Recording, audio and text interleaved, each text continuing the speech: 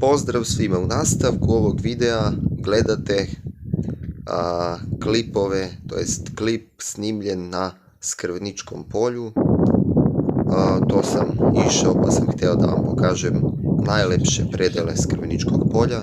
Nažalost nisam uspio nadalje da vam slikam, pošto je bilo još lepih detalja, međutim nisam imao vremena da odem još dalje da slikam, tako da to je to.